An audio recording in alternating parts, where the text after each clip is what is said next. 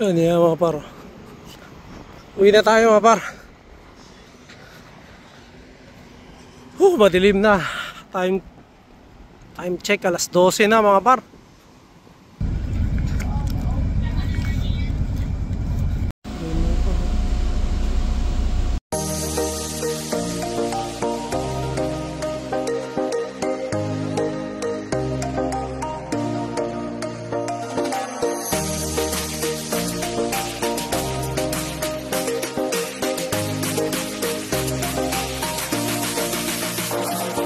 Davao del Sur nandito. Oh, Canada.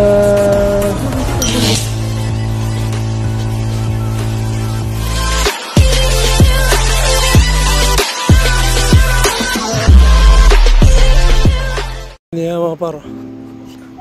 Uwi na tayo mga par. Madilim na. Time check, alas 12 na mga par. Oo.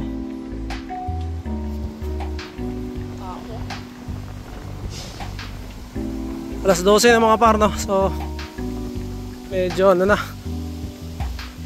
antok na. Tsaka madilim na rin. Ayan o. Ganun talaga pag nag-buhay mga par. So ayan na nga, no? Na-interview na tayo. Tapos pinag-trial tayo mga par. Tapos yun, nakausap natin yung supervisor nung hapon. Tapos yung supervisor nung hawak sa amin panggabi, no? Babae yung supervisor na panggabi mga par. Yun, pinag-trial ako ng 4 na oras, 8 to 12, no? So kakaano lang natin. Ayos naman yung trabaho mga par, no? Okay naman. Warehouse job talaga din. Madali naman siyang matutunan. Pagka konting ano lang, no? Kailangan lang medyo mabilis ka kumilos. And wala naman tayong problema doon. Mabilis naman tayo kahit papaano. Ang sabi naman niya, okay naman mga par, no? The best guy daw ko so far, no? Ang sabi na, hindi tayo binubula mga par. So ayan, maghintay na lang daw ng tawag para sa ano mga par, sa kung tanggap pa daw ako, no? Or sabi niya may interview pa daw isa, no? Yung pinaka plant manager.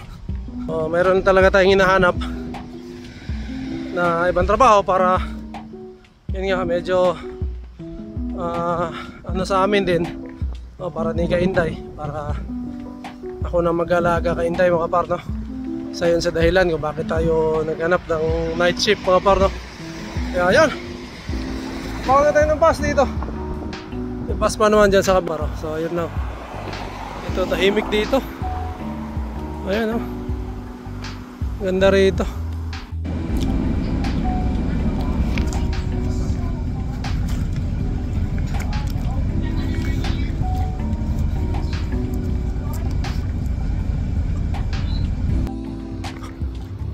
Parang wala ng tao sa ano. Lakad na ako, walang tao sa Scarborough Town. Kasama yan, Scarborough Town Station. Nakaring ko na lang punta sa bahay. Mga par, wala nang katao-tao. Doon ako bumaba doon sa Scarborough Town Station, Wala na, ilan na lang tao. Nakaring ko na lang to. Ito, nakaring na lang pupunta sa bahay. Buti na lang malapit lang kami, na 5 minutes lang. Wala lang katao-tao. Mag-aalas 2 na kasi ng madaling araw mga par. And yan, nakaalis tayo doon 12:30. Isang oras din, lahati yung biyahe. Kasi yun nga, dulo-dulo mga par, no? Kennedy to Kipling. Dito sa maliwanag mga par. Sakto alas 2, malapit ako sa bahay. Tok na ako. Hirap talaga, no? Hindi madali mga par, no? Pero yun, lawat pa rin. Ayan naman tayo nandito mga par, no? Sabi ko pa nga nung unang vlog ko, handa tayo sa kung ano mang madatan natin dito mga par, no? Ano mang maging kapalaran natin dito. So sa ngayon kasi naghahanap tayo ng mas magaan na trabaho na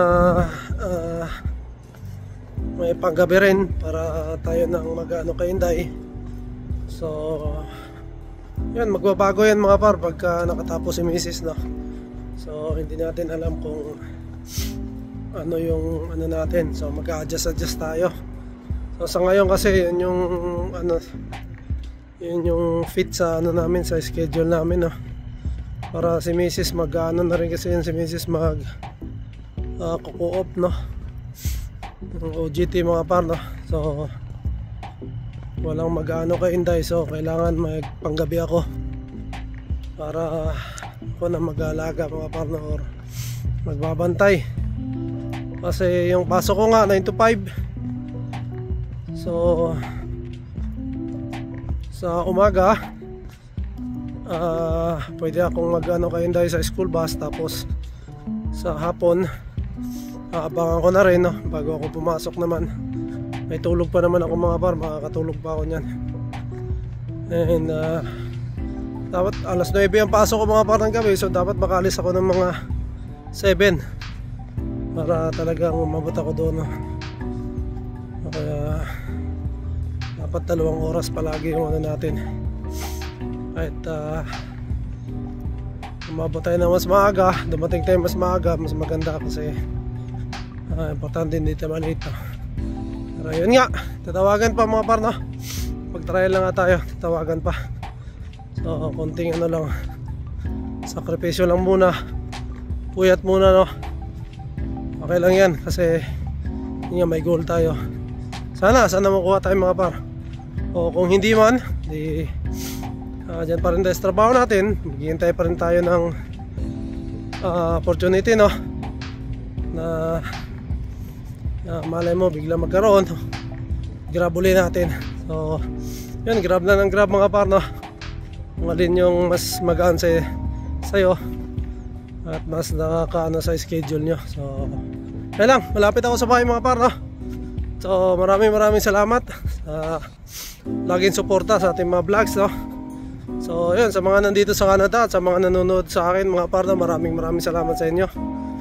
And yan, sa mga nangangarap mga par na pumunta rito, or kung hindi man sa ibang bansa mga par no? Ang puhunan talaga ay tiyaga no? And pagtitiis, lalong lalo na sa mga baguhan na katulad ko mga par, na katulad namin. So yun mga par, siguro dito ko muna natapos sa aking vlog, matutulog pa tayo. So yan na mga par na taga Duelo Glory. We'll see you on the next one. Bye.